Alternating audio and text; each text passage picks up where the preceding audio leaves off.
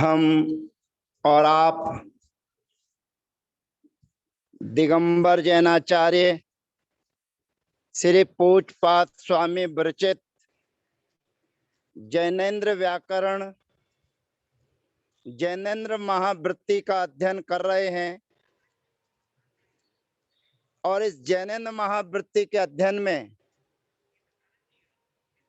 सुबंत प्रकरण हमारा चल रहा है। पूर्व सत्रों में हमने अकारांत, आकारांत और इकारांत शब्दों की सिद्धि की। अब हमारे बीच में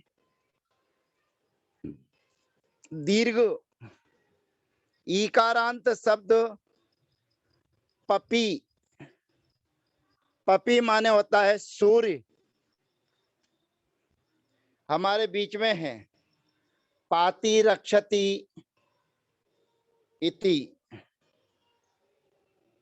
और ये पपी दीर्घ ईकारांत शब्द है और इस दीर्घ ईकारांत शब्द के सामने सी आदि विभक्तियां हमारे बीच में आएंगी और सी आदि विभक्तियों के आने पर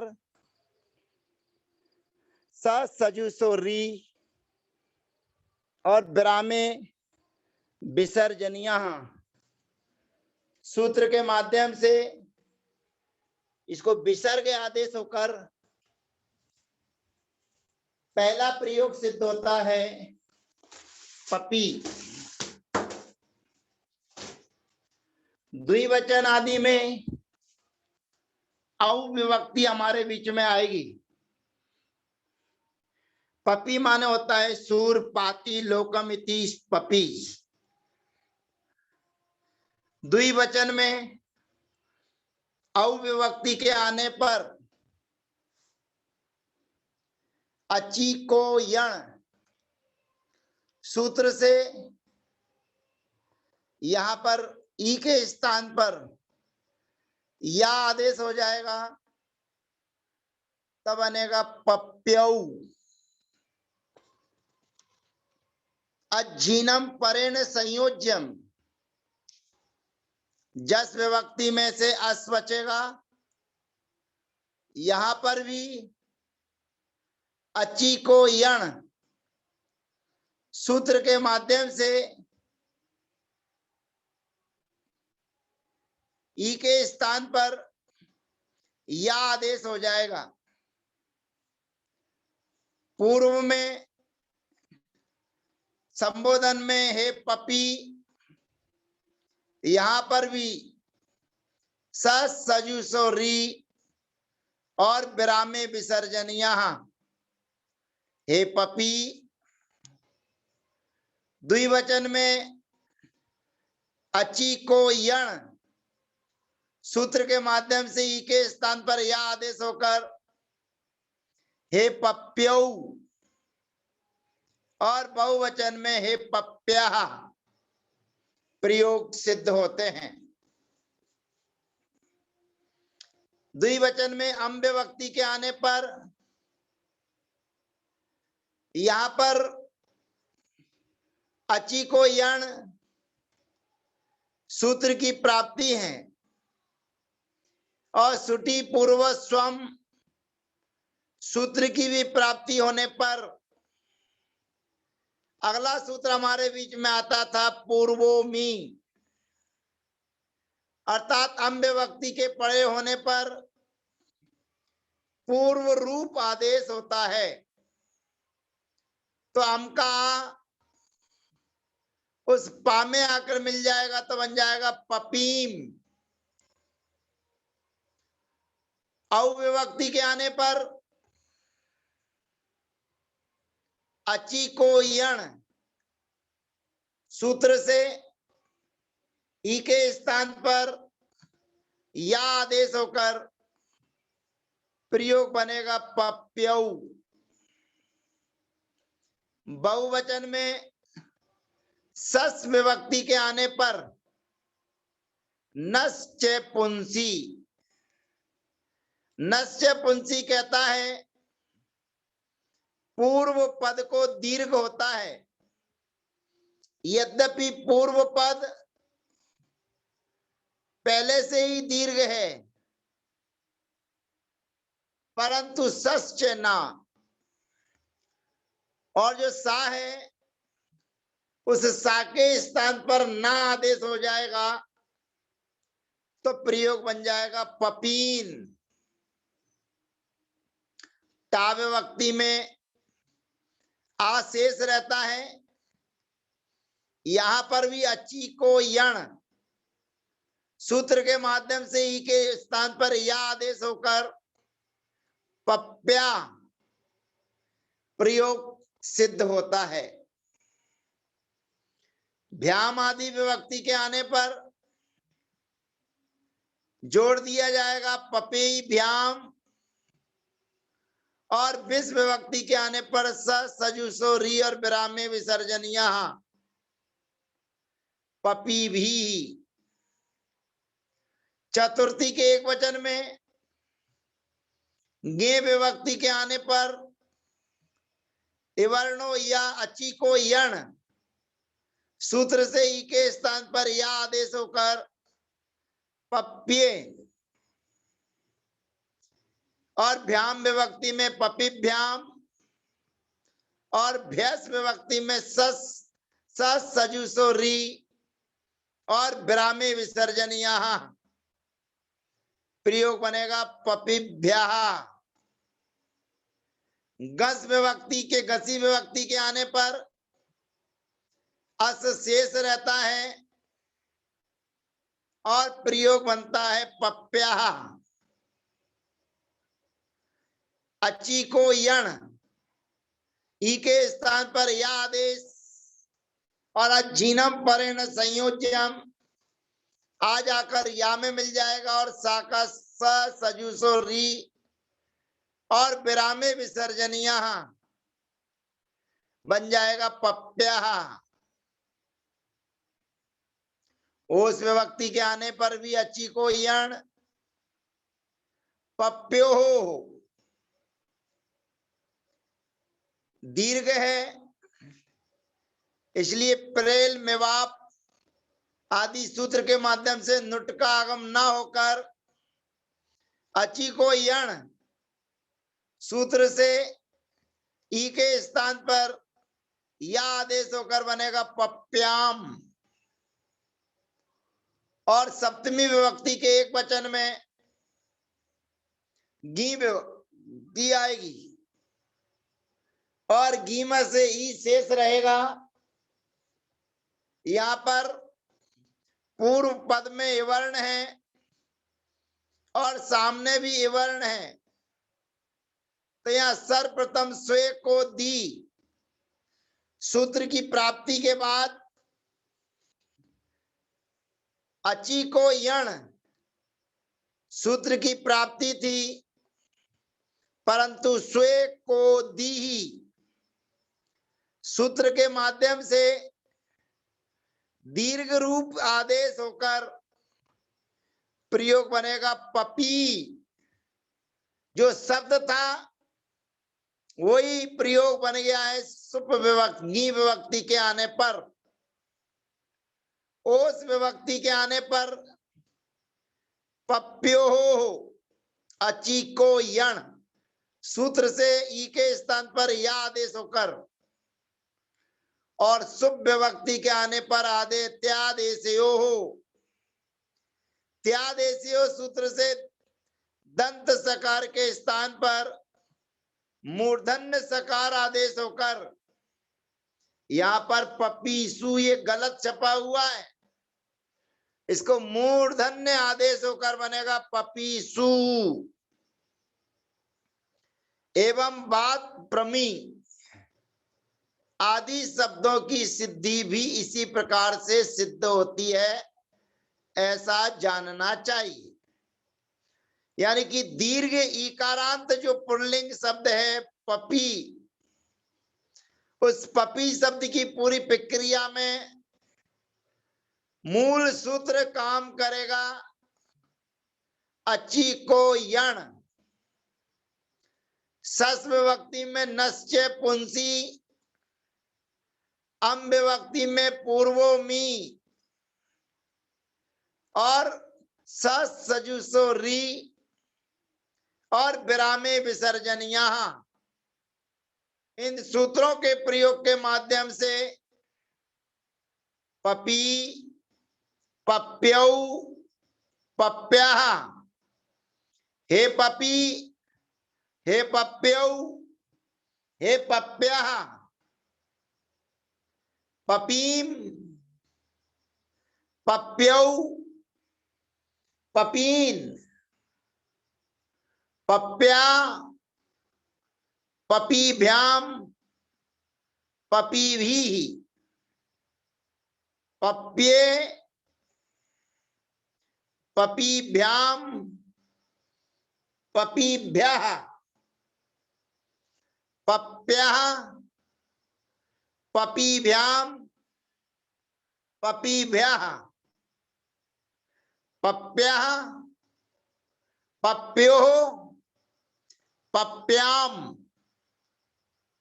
पपी, पप्योः और पपीसु। इस प्रकार से पपी शब्द की प्रक्रिया पूरी होती है। अब आगे हम बढ़ते हैं। यद्यपि ये सुबंत पुल्लिंग प्रकरण चल रहा है और सुबंत पुल्लिंग प्रकरण चलने पर अगला शब्द हमारे बीच में आता है अति लक्ष्मी। और अति लक्ष्मी शब्द में पूर्व पद की अपेक्षा से, प्रथम लिंग की अपेक्षा से उस लक्ष्मी शब्द दीर्घ इकारांत स्त्रीलिंग शब्द है और दीर्घ इकारांत स्त्रीलिंग होने के कारण अभी वो भले ही पुल्लिंग है लेकिन पूर्व पद में लक्ष्मी शब्द उसके साथ जुड़ा हुआ है, तो उस लक्ष्मी शब्द की मुंह संज्ञा करने जा रहे हैं। सूत्र यही था जो अभी हमारे बीच में आया। उस सूत्र के माध्यम से मुंह संज्ञा कर रहे हैं। आगे हमें बढ़ना है, पीछे नहीं। और अगला सूत्र हमारे बीच में आता है।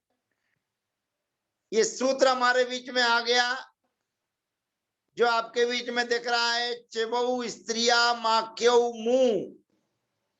ये थोड़ा सा उच्चारण इसका गलत छपा हुआ है।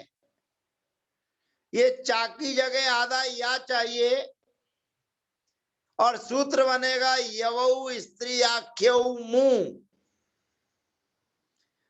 जो चा है उसकी जगह या चाहिए, यवऊ, यवऊ स्त्री आख्यौ मुंह। अर्थात दीर्घ इकारांत और दीर्घ उकारांत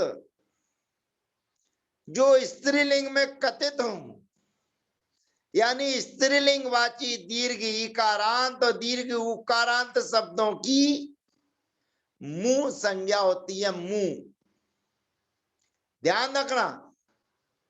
अन्य व्याकरण आप पढ़ेंगे तो इस अन्य व्याकरण में मुंह का नाम है नदी, नदी संज्ञा, और यहां पर उसकी मुंह संज्ञा की गई है। तो ईत ऊत अंतौ स्त्रिया को मुंह संज्ञौ स्तः। दीर्घ इकारांत और दीर्घ उकारांत शब्दों की स्त्रीलिंग में कथित शब्दों की मुंह संज्ञा होती है। आख्या ग्रहणम स्तुत्वे नेकपि भूतेपि मुंह संज्ञार्थम। पूर्व प्रथम लिंग की अपेक्षा से यहाँ पर लक्ष्मी शब्द की मुंह संज्ञा होगी। वर्तमान में वो अति लक्ष्मी शब्द होते हुए भी जो पूर्व पद उसका है उसकी अपेक्षा से वह स्त्रीलिंग कहलाएगा। और स्त्रीलिंग शब्दों की मूल संज्ञा होती है। अब मूल संज्ञा के साथ में अति लक्ष्मी शब्द के साथ में शी विभक्ति लेकर आएंगे और सी विभक्ति के आने पर पूर्व में जब सखी शब्द की प्रक्रिया हम सिद्ध कर रहे थे उस समय हमारे बीच में एक सूत्र आया था हलंग्याप, अर्थात हलंत से परे सी का लोप होता है और गी से परे आप से परे, तो ये गीप ये बही नदी संज्ञक है, ये बही मुंह संज्ञक है। तो पूर्व सूत्र से इस सी विभक्ति जो हम लेकर आते हैं, सुविभक्ति जो लेकर आते हैं, उस सुविभक्ति का लोप हो जाता है और सुविभक्ति का लोप होने पर पहला प्रयोग बनेगा अति लक्ष्मी और अविभक्ति के आने पर अची को यण, अची को यण सूत्र से ई के स्थान पर या आदेश हो जाएगा अति लक्ष्म्यौ। जस विभक्ति के आने पर अची को यण सूत्र से ई के स्थान पर या आदेश होकर शब्द बनेगा अति लक्ष्म्या। अब संबोधन में अति लक्ष्मी शब्द हमारे बीच में है और अति लक्ष्मी शब्द से संबुद्धि की विभक्ति के लेने के आने पर इसकी मूल संज्ञा है और मूल संज्ञा के होने पर सूत्र आता है प्रोम्बार्थम्बो, प्रोम्बार्थम्बो।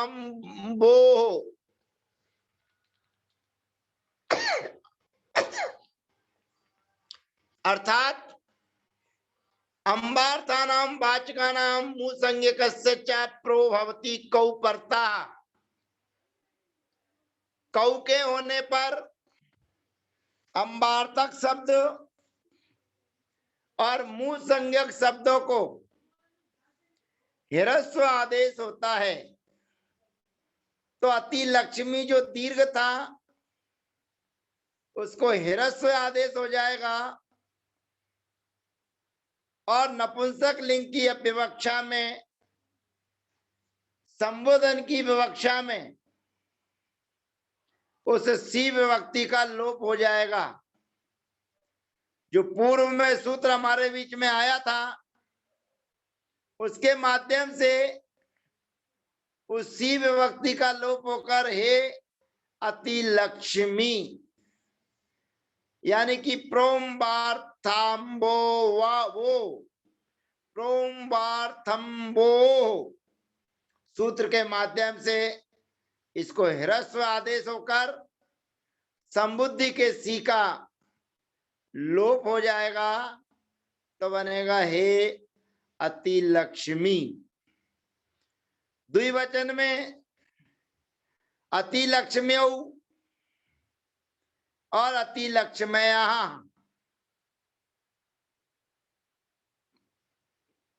अम विभक्ति के आने पर पूर्वोमी सूत्र से अम का लोप हो जाएगा, पूर्व रूप होकर बनेगा अति लक्ष्मीम।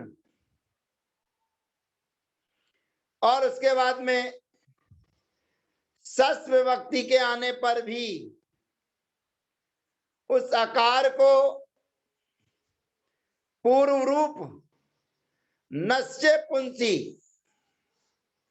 वो नस्य पुंसी कहता है कि पूर्व रूप होता है पर सा को ना नहीं होगा क्योंकि मूल संज्ञा उसकी चर्चा नहीं है। तो यहाँ पर पूर्व पद जो मुंह है, मुंह संज्ञक अति लक्ष्मी है, उसके रहने पर नस्य पुंसी सूत्र से आ को पूर्व रूप होकर सा बचा रहेगा, क्योंकि वो सूत्र पुंसी के लिए कथन करता है, स्त्रीलिंग के लिए नहीं। और यहाँ पर पूर्व पद स्त्रीलिंग माना जा रहा है, अतः सा को ना होकर अति लक्ष्मी ही प्रयोग सिद्ध होता है। तादि विभक्तियों की चर्चा अगले सत्र में करेंगे। तब तक के लिए जय जिनेन्द्र, वंदना, सबका यथा योग अभिवादन।